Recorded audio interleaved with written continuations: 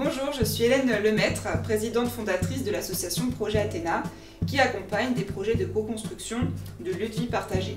L'originalité, c'est de faire se rencontrer des personnes qui n'auraient peut-être pas envisagé de vivre ensemble. L'idée du projet est née de plusieurs constats. Tout d'abord, des personnes que j'appelle à besoins spécifiques rencontrent des difficultés pour trouver des logements adaptés.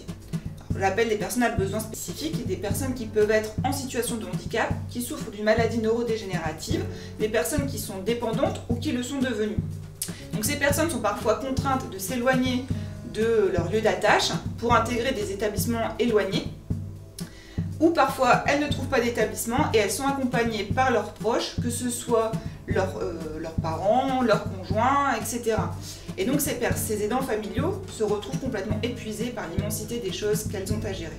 Le deuxième constat, c'est que de plus en plus de personnes souhaitent vivre différemment, beaucoup plus dans l'altruisme, moins dans l'individualité, et ils souhaitent privilégier le vivre ensemble plutôt que l'entre-soi.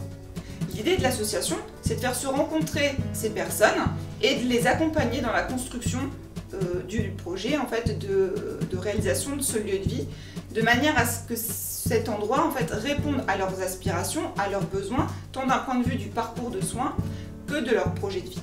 Nous avons des partenariats, le projet est par exemple facilité par la Chartreuse de Neuville, qui est un acteur de renom dans le Pas-de-Calais. D'ores et déjà, nous avons identifié un territoire sur lequel implanter le premier lieu de vie, sur la commune de Delette, dans l'Audomarois. Nous avons la possibilité de réhabiliter un corps de ferme historique pour accueillir les premiers bénéficiaires.